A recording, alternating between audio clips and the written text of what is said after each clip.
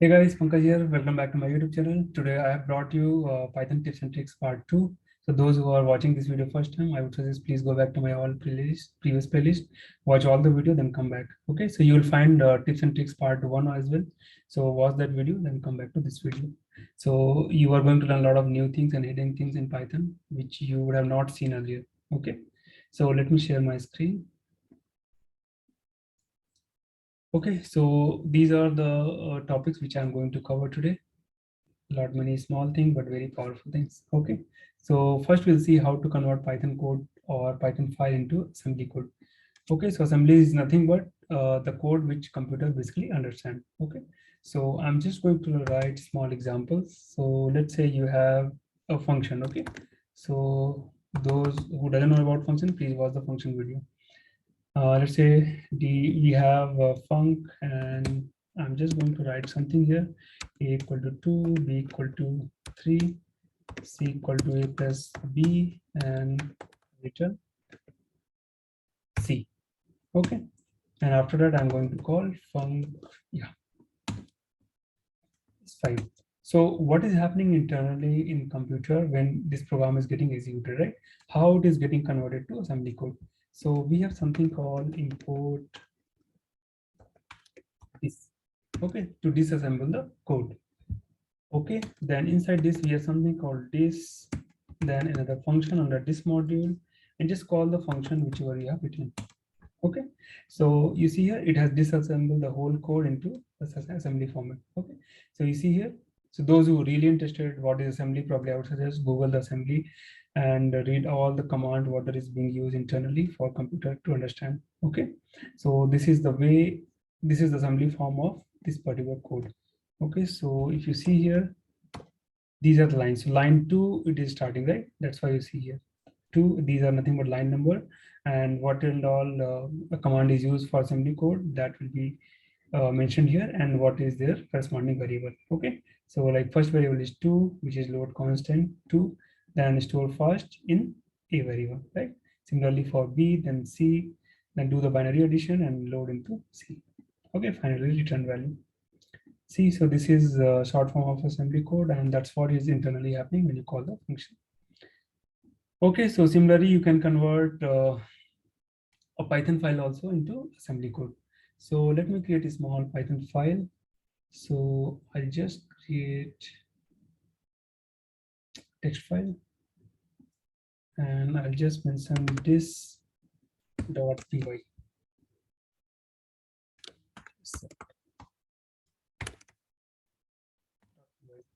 Okay, let me copy paste same code here.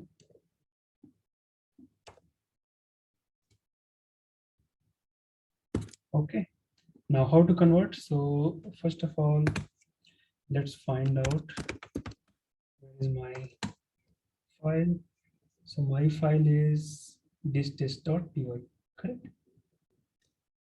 Okay, so I'm going to convert using by running Python file. So I think in the previous video I mentioned, right, how to execute command prompt or terminal related command or system related command into your notebook by using this magic operator, that is exclamation operator, and write your all terminal command. Okay, so I'm just invoking Python 3.9, then calling m, that is module, and what is my module? This.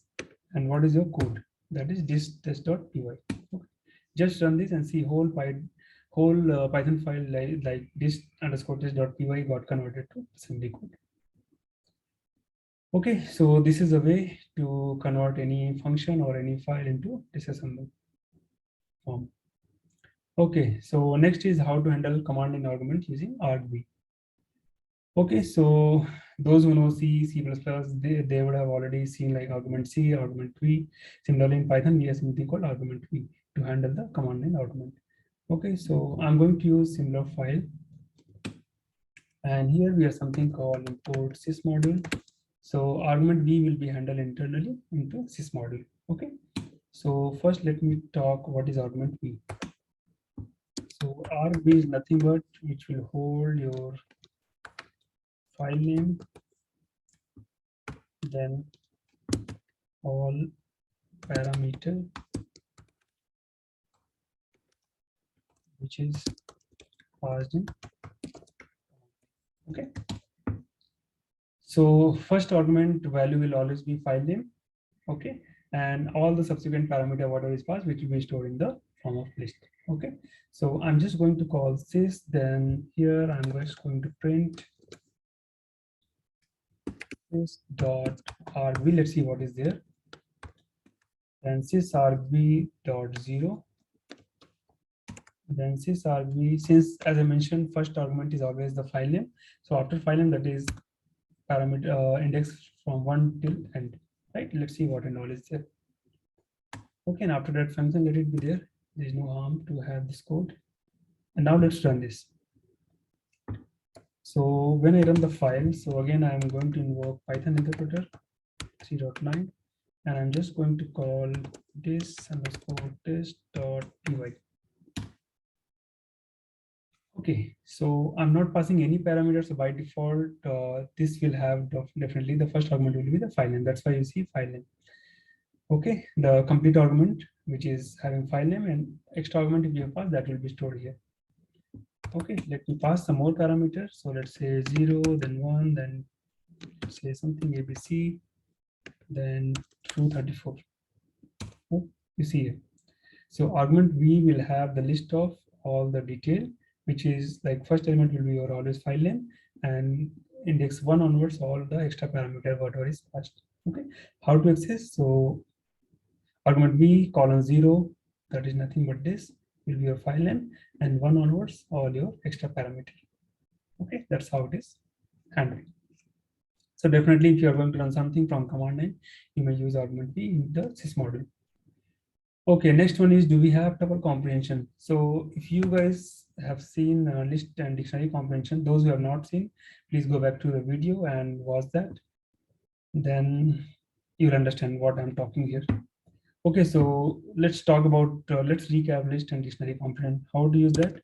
A equal to, let's say, I for I in range, let's say 5. Okay, that is your list comprehension. And if you convert into dictionary by using, let's say, I colon I to the power 2, this is your dictionary comprehension along with key and value will be your power of 2. Okay, so what happens if I'm going to choose this bracket? So you may think, okay, this is list by using square bracket, this is dictionary by using curly braces. If I use small bracket, this will be tuple comprehension. No, it is not tuple comprehension. This form is known as generator. Okay, so it is going to create one generator object. You see here, generator object. So tuple comprehension is not existing. Why? Because it doesn't make any sense, right? You can create a list and you can use tuple function to convert list into tuple. So that will solve the purpose. And why to have tuple comprehension? Okay, so first of all, it is not existing because this syntax is taken for creating the generator object. Okay, so that is the reason tuple comprehension is not existing. Okay, then how to access element? You can have element of generator object. You can use a, or just use this. That is one way of doing that. Otherwise, a dot next. So those who doesn't know what is next, then I would suggest to watch list and dictionary comprehension and iterator and generator video. Okay, so that's about tuple comprehension. Let's see the next one. How to install third-party module. Okay, so in the module chapter, I have talked like how to invoke the inbuilt or user-defined module, right? Similarly, there are some third-party module. In case it is not existing, you need to install. So how to install? Open your command prompt, or you can run from here itself. So there is something called pip module, that is Python installer package. Pip, either if you're using 2.7, anyway, it is not supported. So you will have pip version or Python 3 and higher version. Pip 3 will be there. Okay, so pip 3, then just use pip install numpy. Numpy is one numeric Python module. Okay, so if it is already existing, you will throw the warning. Okay, so it is already satisfied because it is already installed. Okay, then we can install something like XLRD. So Excel read and write. Okay, so I think it is not installed, so it is going to install. So this is the way to install the third-party module. You can give any module name. If it is existing, it is going to install. Okay, so it's pretty simple. Some people use there is another module called easy install. Okay, so let me just show you in case you like to try. Then we have something called install. When this install is not required. Okay, XLRD. So this is also going to work similar to Web3. Okay, so you can give a try. I'll just comment it. Okay, now how to use input function. Okay, so I think in a couple of video I have already used, but I'm just going to tell you. So there used to be raw underscore input function, which used to work on Python 2.7 version. And input is nothing but Python 3 and higher version. Okay, there's no raw underscore input function. So input is going to take or give the pop-up or prompt to the user to input something. Okay, so how to use, we have something called input function. And inside this, you can put argument, okay, prompt. So prompt matches something will look like this. Enter a number. Attach it and give space so that your value can be seen clearly. And so let's say when user enters, what happens? What is the type of this variable?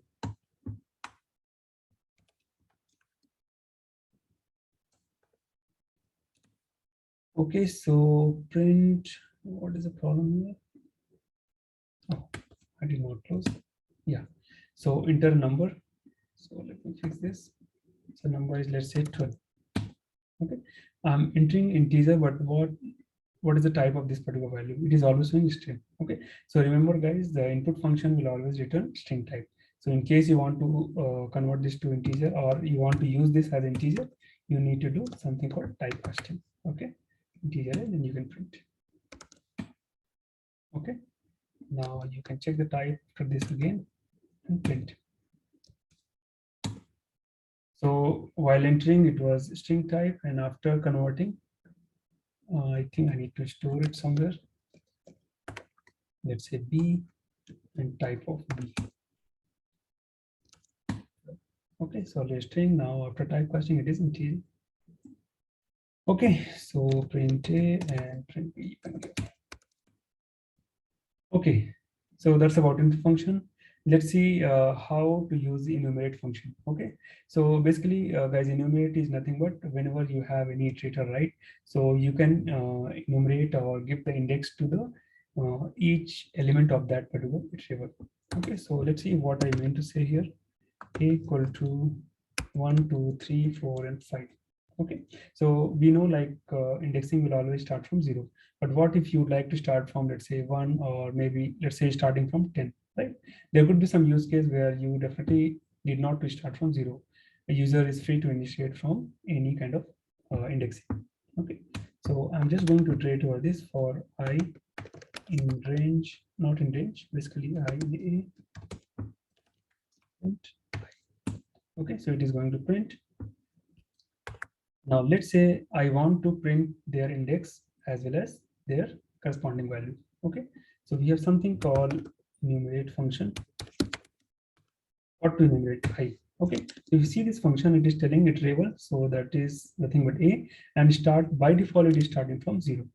Okay, so since it is going to return two object, that is your index as well as return an enumerate object. Okay, so what and all it will have?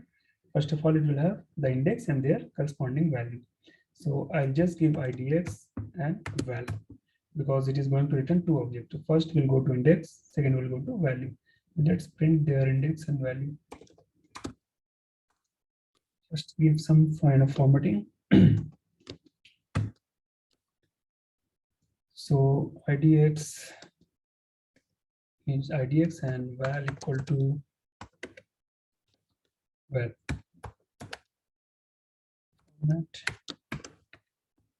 And val. Okay, so what is the problem here? Not object is no. Oh, I supposed to give a here. Okay, so idx is 0 and value is 1. Okay, so as I mentioned, enumerate by default, it will start from 0. Okay, but good thing is you can give any start index. So let's say I want to start from 10. See here. So 10th value is 1, 11th value is 2, and so on. Okay, so it is up to you which one you would like to use. Okay, let's talk about difference between function and method. Okay, so here I don't have to show anything, but I just have to tell like how you can differentiate. Okay, so whenever you user or writing a function, right, without any classes, correct? So that will be called a function. And whenever those functions are defined inside a module, like class module, right? So the function which is defined inside class will be treated as methods. Okay, so that is the only difference. Okay, so next is, let's see what is pass by value, pass by reference, and pass by object. So in Python, nothing called pass by value and reference. It all depends on the kind of context or kind of mutable or immutable object you are passing. So it is always passed by object reference. Okay, so let me just get this. Okay, so whenever it is a mutable object, if you are passing, then it will be passed by reference. Okay, because mutable object can be modified, right? If it is immutable object, it will be treated as passed by value because that cannot be modified, correct? And let me show one example, then you will understand. So here I have def, let's say I'm going to modify list. Okay, and I'm just going to pass something here. Let's say IP is your input and IP dot append, let's say 10. Okay, which is equal to C, turn C. See what happens. See.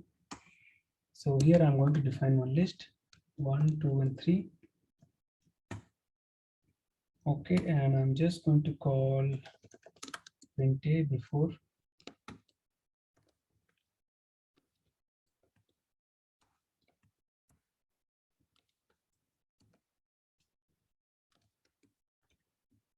After, so I'm just going to call mod.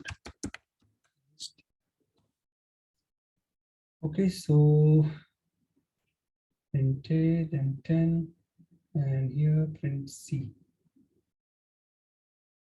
Yeah, print C is not required basically because we are appending, right? Okay, so if you see here, I'm just going to define one variable a equal to 1 to 3, which is outside the function, right? So user mostly they will assume, okay, it is outside the function, and whatever we modify internally function, that will be staying internally to the function, which is not going to affect external variable, right? But it's not like that. So whenever you pass a list inside a function, since list is mutable, it will be called as pass by reference. Okay, so if any changes are done in the list, that will be changed to the original list also. Okay, so that's why you see before 1 to 3, but after that, what happened to A? That also got modified. Okay, so to avoid this, what you can do, you can always take a copy of that value. So what I can do, I can do IP. How you can copy? Either you can use copy function or column. Okay, so that is this, and C dot append 10. Let's see what is happening. So here 1, 2, 3, and C got appended, right? So I can return C or print C. See here. So before A it was 1, 2, 3, and after that also it is 1, 2, 3. Why? Because now this time I have taken the copy of the list which was passed. So in this case, it will be called as pass by value. There's no more reference because I have already broken the reference by giving all the copy of IP or original list to the C. Basically, you're creating a new variable. Okay, so that's how pass by value and pass by reference will be referred in the Python. Okay, and this is always like pass by object reference because we are always passing the reference of an object. You see here, original list, I am passing the reference of an object, that is A. Okay, that is A. So let's say if I do same example along with tuple, then what will happen? Tuple cannot be modified, right? That will be always treated as pass by value because it cannot be modified. Okay, so for that you need to do definitely a copy, create a copy of tuple, and then only you can do append. You do any object modification, then it will be not reflecting to the original list. Only it will be reflecting in the copied object. Okay. So that's about password value, password reference. Okay, next thing is how to use packing and unpacking operator while calling function. Okay, so those who remember, we have used star and double star for arg and call, right? So let's see what I mean to say here. Def, let's say func2, and I'm just going to call a comma b, and here star arg, right? Print a plus b, just for example. Okay, so arg, what it will do basically, if after mandatory parameter, that is a and b, if user is passing something else also, then your arg will pack them in the form of tuple. Okay, so I just mentioned here c, not c, arg. Okay, similarly we have used quark, that is keyworded argument. If user is passing any extra parameter in the form of key and value pair after the mandatory parameter, that is one and a and b, then it will be stored as a dictionary. Okay, so let's say instead of a b, I will use x equal to 10 and y equal to 20. So this will be stored as quad. This is any variable name, right? So I'm just refer as a standard quad. See here, x equal to 10 and y. So this is what is packing. But how to unpack them? So unpack is nothing but exactly opposite of this. So what I'll do, I'll just define a variable called a equal to list 1, 2, and 3. And I have one function here. Let me take the same function. So inside this, I'm just using a, b, and c, and returning a plus b plus c. So while calling function, instead of passing all 3 parameters in one shot, let's say there is something called one list which is having exactly same value, same number of values. That is nothing but as the one that like number of parameters is 3, then similar kind of values are defined in the list also. Okay, so if number of arguments are equal in the given list, then you can just do this, pass star x. So what will happen basically, this is going to unpack. Now here it will be treated as unpack variable, unpack operator. Okay, here it was packing and here it is going to be treated as unpacking. So what it will do, it will take x, that is 1 to 3, and it is going to unpack 1 to a and 2 to b and 3 to c. Okay, and it is going to return in a plus b. Okay, similarly, if you have something called dictionary, which is defined in a similar way, so a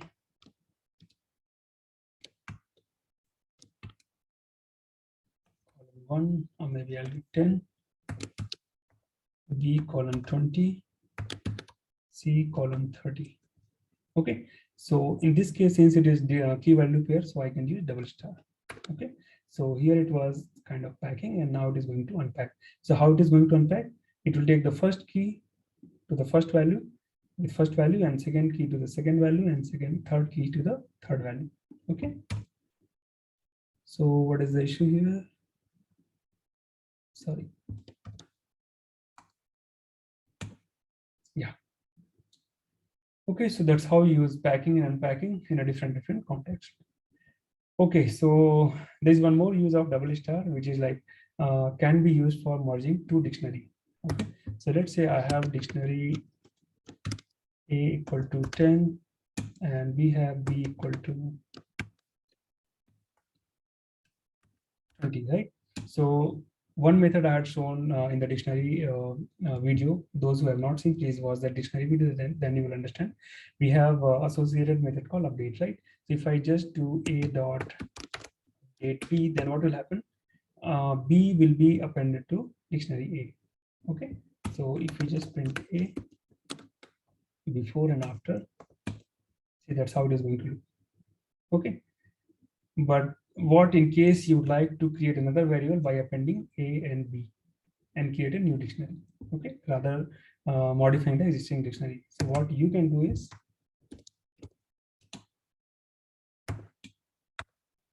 just use C equal to double star A, that is your keyworded argument like key and value pair, and double star B. That's all, and just print C. Okay, so this is another way to update the dictionary, or basically merging. we cannot say update. This is merging two dictionary. Okay, so not just two, 3 and 4 dictionary also you can take. Let's check one more. It's equal to x. Okay, that's how it works. Now let's see the next one. How to use variable inside regular expression pattern. Okay, so I think in my previous video, just a couple of days back, I loaded regular expression pattern. So there are like a lot of pattern we normally hard code, right? But there could be some condition where runtime your pattern supposed to get modified. Okay, and basically you are changing the pattern runtime, right? And accordingly you are going to search the pattern. So how to do that? So I'll just import RE library, and I'm just going to give one a string. Let's say this is here's something called pat, or let me think of example. So A, B, C,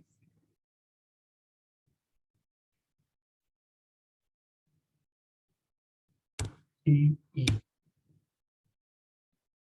Okay, so assume that this particular character is going to change from E, F, G, H, I. Okay, the last character may vary from E, F, G, H, I, or maybe I would say last character could be any of the alphabet, right? So how you can do the search? By changing the runtime E as A, then B, then C, something like that. Okay? So SO is nothing but search object, RE dot search. Then I'm just going to use, let's say, ECDE, and here E may get changed to any value between A to Z, right? So what I can do here, if you write E and just trying to find in A, definitely it is going to return this, correct?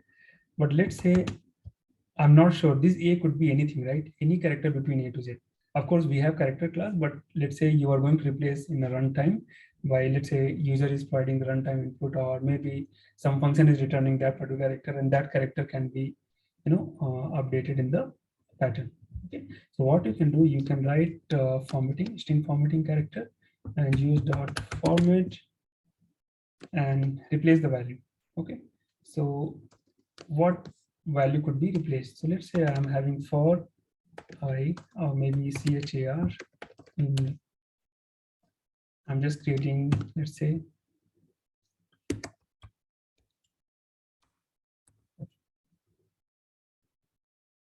okay. So in case it is going to find here, right? So what will happen? Let's say I have A, B, C, D, E, then A, B, C, D, E, F, G. Let's say this kind of character is there. Let's not modify this one. To modify this particular thing. Okay, so I see ABCD is there. ABCD is there in all the three pattern, right? So only thing is changing is E, F, and G, correct? So instead of doing this, what I'll do, last character I can modify E, F, G. So my for loop is going to iterate over each character, and it is going to be replaced here, okay, by using the format dot format, and the character is your CHAR. So if it is going to be found, then definitely it is going to return the object, correct? So let's see. So it has found A, B, C, D, E. That's fine. And let me write some more here. F and G.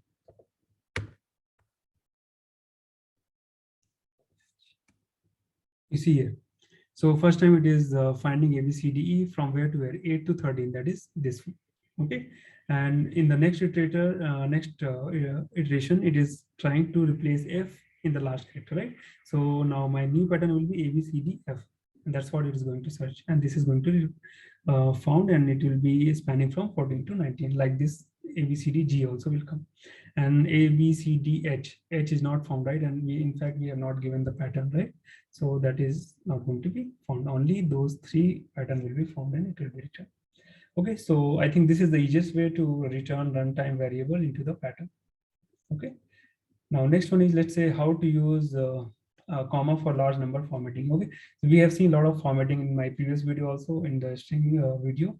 So those who have not seen, please watch it and come back here. Like one of the formatting is this, right? So let's say you have some large number, and while reading, it is very tough to, let's say, have some big number, right? And while reading, it is little difficult, right? Until you separate by comma. Okay, like this. Okay, so this kind of formatting we can easily do using format, string formatter. Okay, so I can use print a format, and this one will be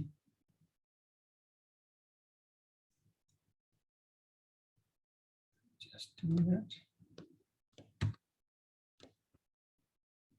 colon, then I'll just give comma. Okay, so after colon, you just give the separator, that is nothing but comma, and dot format, what you are going to do. Okay, so using this formatting, you can put the standard comma with like very large number, right? Then reading will be quite easy. Okay, we have a lot of other formatting characters here. So please watch the string video, then you'll understand. Okay, now let's see the next one, how to get secured input password from user using get pass module. Okay, this is also very important. Those who are going to write some module or some kind of utility where user needs to input the password. Okay, but if user is entering password, he or she will be expected to share the password, right? So better to hide the password rather displaying to the user. Okay, so what I mean to say here, let's say we have passwd equal to input enter password. Okay, so what will happen? It will look for the password, right? And it is visible, right? So to have this kind of secure password, we have something called import module. Import get pass module. Okay, using get pass module, you can easily hide the password whatever user is entering. Okay, so instead of displaying, I can just ask for the password using get pass dot get pass enter password. Okay, now you write whatever you want, it is not going to display. Okay, so since it is going to print by default, that's why. But in case you are writing in a big module file, right, using PyCharm or Spider, it is not going to display until you really print it. Okay, so next one is how to print data in same line. So we have something called, let's say, for I in range 5, print I. So it is going to print all the number after each iteration in the new line, right? Why? Because if you see the print function, right, by default end separator is new line. Okay, so this is something which you can control by calling that particular argument. Okay, so I'm going to print everything in the same line by just using end equal to. Better you put some space, or you can put comma also. Okay, so by default it is a new line, that's why it is printing in the new line. Okay, so you can use this, then you can use, let's say, separate by hash. You want to separate by space, anything is fine. Okay, that's how you use it. Now, next one is how to compile Python file. I think this one, when I shared in the last video, I forgot to share the command prompt, but in fact, I showed you how to compile from the command line also, right? So let's use the same file, this test.py. Okay, and I'm going to run this from the command line. So we have some magical command, right, that is using exclamation. I'm going to invoke Python 3.9 and use m compile all module and give the file name. What is my file name? This underscore test dot, what is the file name? Dot py. Okay, so it is compiling. Not sure why it is taking more time. I think it has already compiled. So let's take a look at ls-air. There it is. Okay, so this would have created PyCache, right? So let's go to that directory and understand whether the file has been created or not. I'll just give so module, yeah, this test.cpython, right? So this is the file which got compiled and PyCache file has been created. So how to call this? Now what you can do, just invoke Python module 3.9, go to the folder. What is my folder here? PyCache. Inside PyCache, I would like to run this file without running the Python code, right? Yeah. So this is what is getting executed and providing the output. So it was having argument v related stuff. I'm not providing any argument. So that's how you can do. Let's see whether it will take argument or not. Of course it should take, right? Because argument v is present inside that file. Okay, so let's remove this one.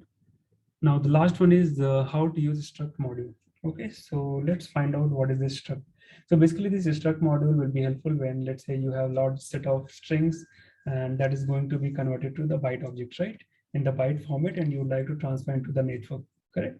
So all the string, like normal string, whatever you see in the Python code, should be converted to byte object, then struct module will be helpful. Okay, so for that we have something called import struct, and I'll give some alias st. Okay, so using st you can use all the functions. So let's say what are different available parameter available. So I'm just going to show here struct formatting in Python. I'll just show you what and all options available, then you can understand. Yeah, let's go here. Yeah, I'm going to talk about this. Okay, so no, I'm not going to cover all, but yeah, very few things I'll cover, which is very much similar. Only thing is you just change to different character. So first is like X is for padding byte, C is for character, which is by default 1 byte. Then if you want to convert into binary, then you can use B. Then we have question mark for bool object, that is true, boolean true and false. Then similarly we have short, then we have something called long, and we have float as well. And if you want to include more number of characters, then you need to use S or P. Okay, so this is just one example. So let me show you how it works basically. So I can give this particular link reference.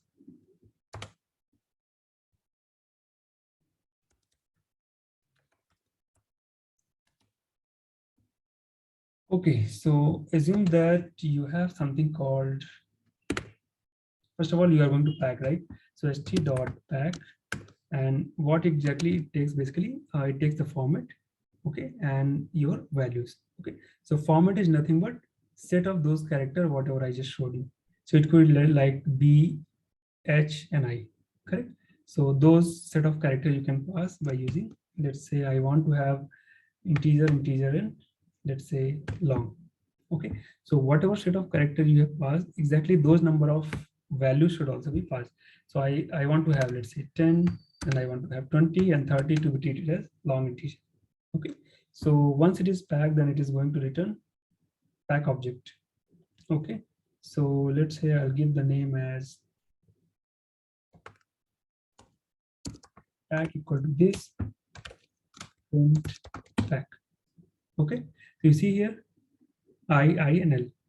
Okay, so by default it is going to take native formatting, which is nothing but this particular character. Okay, so I'm not going to provide this particular character at the beginning of the formatter, right?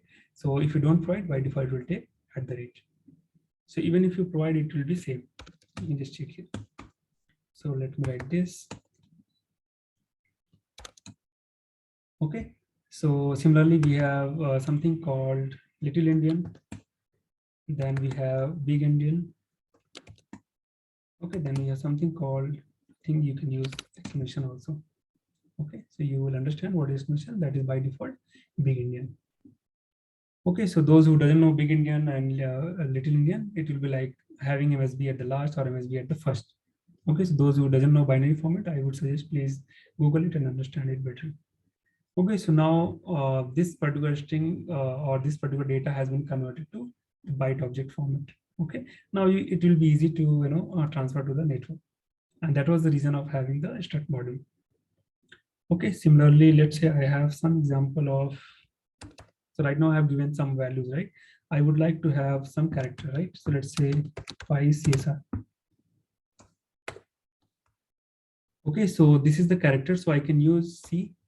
Okay, so C, if you take a look here, it will take only the single character, right? So for single character, you just have to have single character. Okay, you cannot pass multiple character. So if you are going to change this ICNL, right? So character format required one more. Okay, ICL. So whenever you are going to pass any string type, right, make sure that it is given formatting as byte object. Okay, then only it is going to work. Otherwise, it will not work. Okay, so what about this? If you are passing by CSR, will it work? No. Why? Because we are just passing C. C stands for one single character. So how to include all the character? By just passing S. That you can see here. Set of character. Okay. Then it will be converted to byte object. Okay, so this is the way to convert, or this is the way to pack in the like given normal string or integer into the byte object format. Now, how to unpack? Okay, so for unpacking, we have similar kind of formatting. Okay, so all you need to do is just call, instead of pack, you need to call unpack. So what it is going to take, st dot, and it is going to take argument as the pack update. Okay, so first, not pack, basically unpack. Okay, so unpack will take the format. So again, so let's say you have already got packed and you are going to convert, or you are going to retrieve from this byte object to this format, whatever you have passed earlier, right? So I would like to retrieve exactly 10 pi CSR and 30.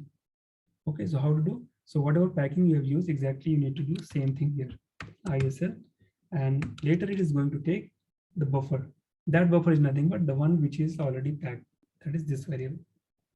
Okay, just pack here, and it is going to return in the form of tuple. So let's say pack this print unpack. See here. So this is what I passed, right? 10. Then ICSR. I think where is that? Yes. Okay.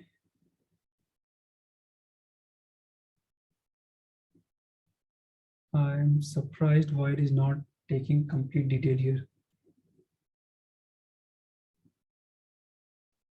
I supposed to get complete detail, but it is just returning one.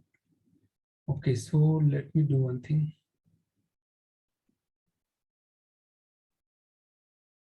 ISL, okay. How we can pack character bytes, okay.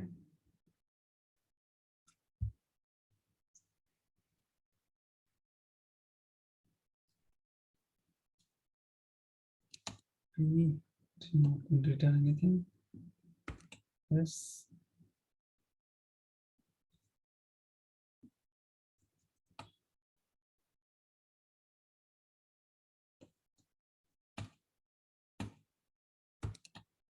Okay. So return a tuple containing values unpacked according to the format string. Okay.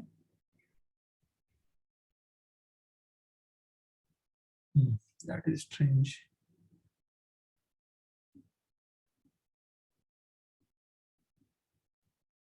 Pack, unpack.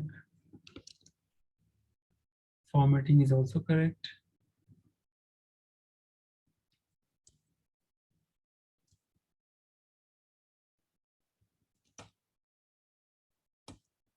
Okay.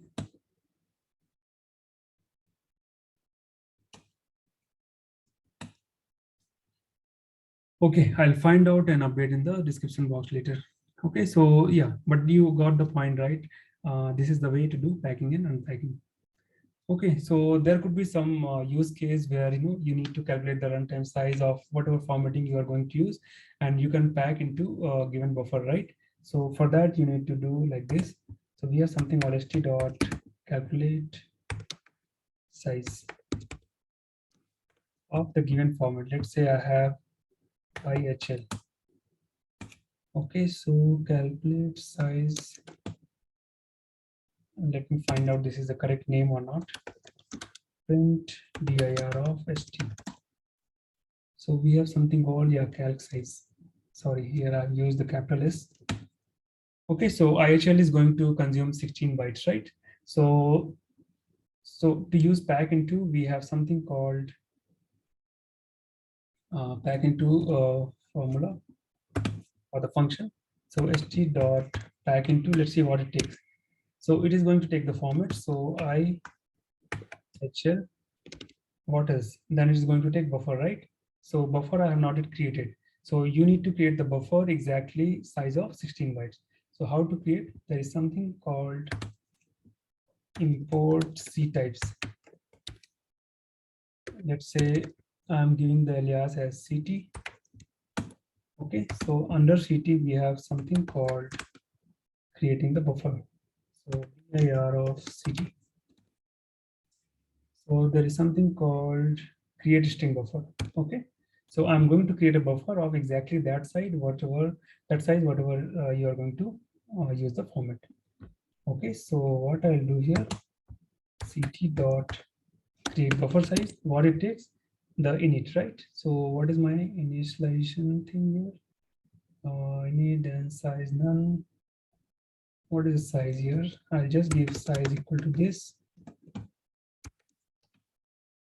I want of size 16. Okay, so buffer, I'll just create using buff. Whether it is created or not, let's take a look. Yeah, it has been created. Now what you can do, you can just pass this buffer, whatever is created inside this pack into. So I want buffer format that is already there. Buffer is your buff. And what is the value? So I want, let's say 10, 20, 30, some values, correct? It is going to create the pack here. So if you see here, right, it is not going to create any object. Pack the values, format string and write, because we have already created the buffer of that size, right? So it is going to store in the buffer. Okay, so buffer IHL. What is the error here? Pack into expected 3 items or packing got 2. Okay, it has the offset also, right? So I'm going to give 0 offset, then my values. Okay, so now it is already packed. Let's see, buffer is having something. Yeah, so anyway, it is still there. Now from whatever formatting you have done, right, it has gone to the buffer, right? Now this buffer you can pack or unpack from that function. Okay, so st dot unpack from. Okay, then what it takes, so let's use this. Yeah, it is going to take the format, so exactly same format whatever you have used. Then it is going to take buffer, so unpack from this buffer. What offset? No offset, right? So by default it is 0. If you just pass this, then it is going to return the same object whatever you have passed here, like 10, 20 and 30.